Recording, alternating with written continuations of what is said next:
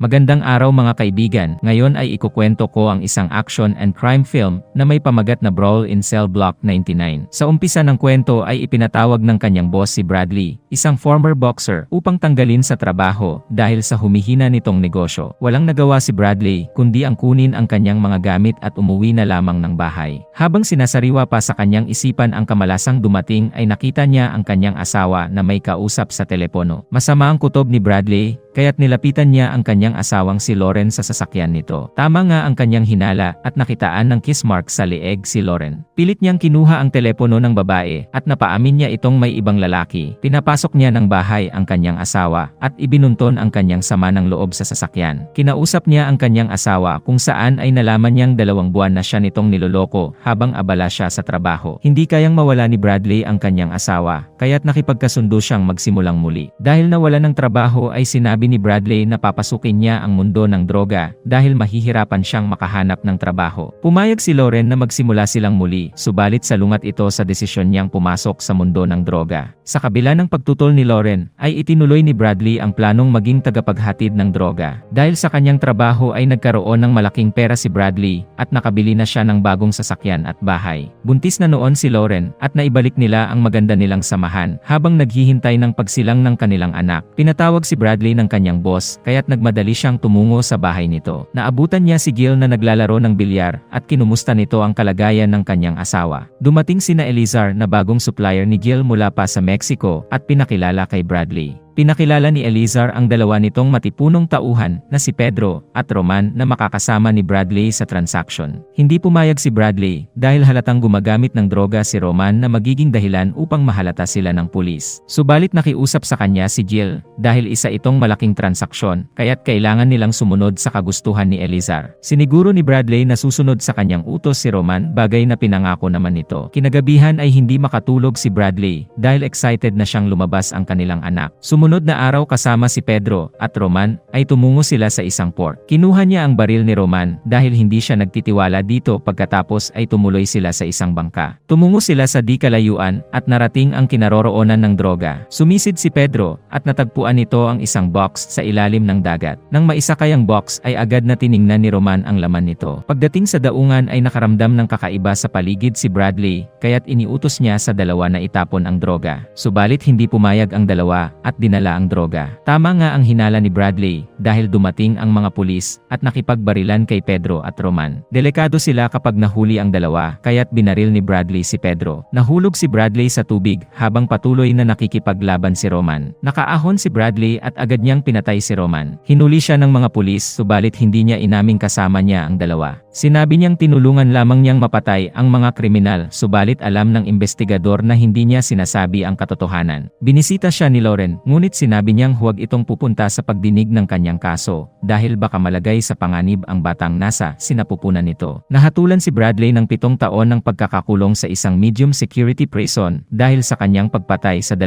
lalaki. Sa pagdating nila sa kulungan ay kinuha maging ang kanyang wedding ring dahil iyon ang patakaran sa kulungan. Pagkatapos ay dumaan siya sa medical exam at doon ay nakilala niya si Lefty. Dinala siya ni Lefty patungo sa kanyang selda kung saan ay binalaan siya nitong huwag gagawa ng gulo upang hindi madagdagan ang sentensya. Pinaliwanag ng bantay sa selda ang mga regulasyon sa lugar na yon, pagkatapos ay dinala na siya sa kwarto. Hindi agad lumabas ng kwarto si Bradley nang tawagin sila kaya't napag-initan siya ng gwardiya. Sumunod na gabi ay nagising na lamang si Lauren sa ingay ng mga pumasok sa kanilang bahay. Kinuha ng babae ang baril at binaril ang nais pumasok sa bintana. Binaril ng may pampatulog si Lauren kaya't nawalan ito ng malay. Sumunod na araw ay pinatawag si Bradley dahil dumalaw ang doktor ng kanyang asawa na nais makausap si Bradley tungkol sa pagbubuntis ni Lauren. Subalit taliwas sa kanyang inaasahan ay hindi doktor ang dumalaw sa kanya kundi isang tauhan ni Elizar. Malaking pera ang nawala kay Elizar at pinakita nito ang larawan ni Lauren habang nakatali ang mga kamay at nakapering ang mata. Sinabi ng lalaki na may kasama ang mga itong doktor na kayang laglagin ang kanyang anak kung hindi nito susundin ang iutos sa kanya. Kailangan niyang patayin ang isang nagngangalang Christopher, subalit ang lalaking iyon ay nasa isang maximum security prison. Walang magagawa si Bradley kundi sundin ang utos ni Elizar kaya't inatake niya ang gwardiya. Nagpambuhay Nabuno ang dalawa hanggang sa baliin niya ang kamay ng gwardiya. Dumating ang mga kasamahan ng gwardiya, kaya't sumuko na lamang si Bradley. Pinusasan siya ng mga gwardiya,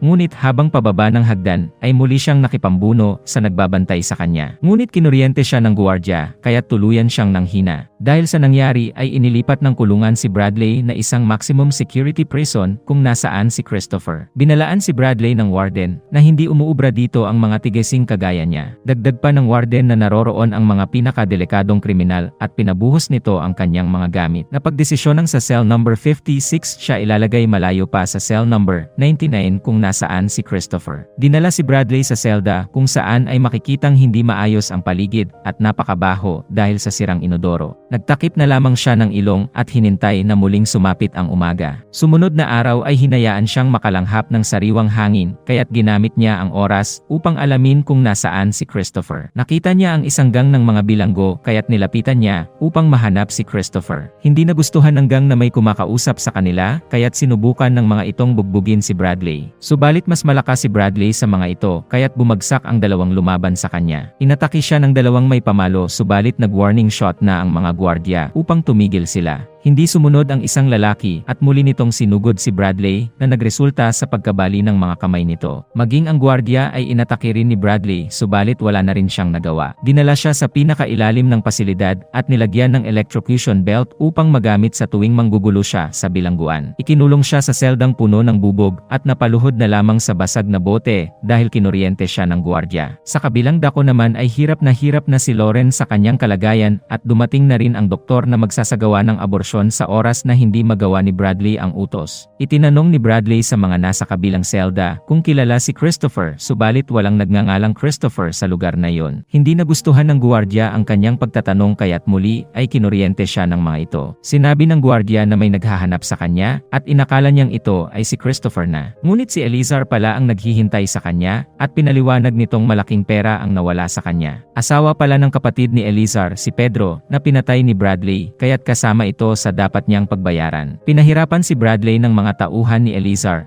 at pinakita ang larawan ni Lauren. Muli siyang binugbog at kinuryente ng mga ito kaya't hinila na lamang siya ng mga gwardiya pabalik ng selda. Sumunod na araw ay kuryente ang pinanggising sa kanya upang bigyan ng pagkain. Kinuha ni Bradley ang sapin ng kanyang sapatos at inilagay ito sa kanyang likod upang mabawasan ang epekto ng kuryente. Muli siyang tinawag ng gwardiya at kinuryente subalit hindi na niya ito ramdam. Agad niyang inagaw ang baril at nakitang wala itong bala. Binantaan niyang papatayin ang isang gwardiya at ikinulong ito sa selda. Nagpumilit lumabas ang lalaki kaya't namatay ito at ikinulong na rin niya ang isa pa. Tinanggal niya ang mga kadena at electrocution belt pagkatapos ay tumungo sa kinaroroonan ni Elizar. Nakaharap niya ang isang bilanggo at walang malay itong tumumba. Tuluyan niyang pinatay ang lalaki at isinunod ang dalawa pa nitong kasama. Tinawagan ni Elizar ang kanyang tauhan upang patayin si Lauren, bagay na lalong ikinagalit ni Bradley. Inakala ni Elizar na mapapasunod niya si Bradley subalit ilang suntok ang kanyang ibinigay. Binali niya ang paa ni Elizar at tinawagan ang tauhan nito. Nakahanda na noon ang doktor na magsasagawa ng aborsyon, ngunit natakot si Elizar kaya't ipinatigil ito. Dinala niya si Elizar sa kanyang selda at dumating na rin ang warden upang hulihin si Bradley. Sinabi ni Bradley na hinihintay lamang niya ang isang tawag at susuko na siyang muli. Dahil sa utos ni Elizar ay dinala si Lauren patungo sa bahay ni Gil. Sa bahay ni Gil ay pinababa si Lauren habang nakatutok ang baril ng tauhan ni Elizar. Paalis na ang dalawang kalaban subalit kumuha ng baril si Gil at pinatay ang driver. Kinuha ni Lauren ang baril at ito ang pumatay sa doktor na magsasagawa sana ng aborsyon. Tinawagan ni Gil si Bradley at nakausap niya ang kanyang asawa. Alam ni Bradley na hindi na siya makakalabas ng buhay kaya't ibinigay niya ang kanyang mga huling habilin para sa kanyang anak. Napaiyak na lamang si Bradley dahil nais man niyang makasama habang buhay ang kanyang pamilya ay hindi na ito mangyayari. Matapos ang tawag ay sinira niya ang cellphone at binalikan si Elizar sa selda. Pinahirapan niyang muli si Elizar hanggang sa tuluyan itong mawalan ng buhay. Pumasok na ang warden at dahil sa pagkamatay ni Elizar ay pinatay na rin ito si Bradley.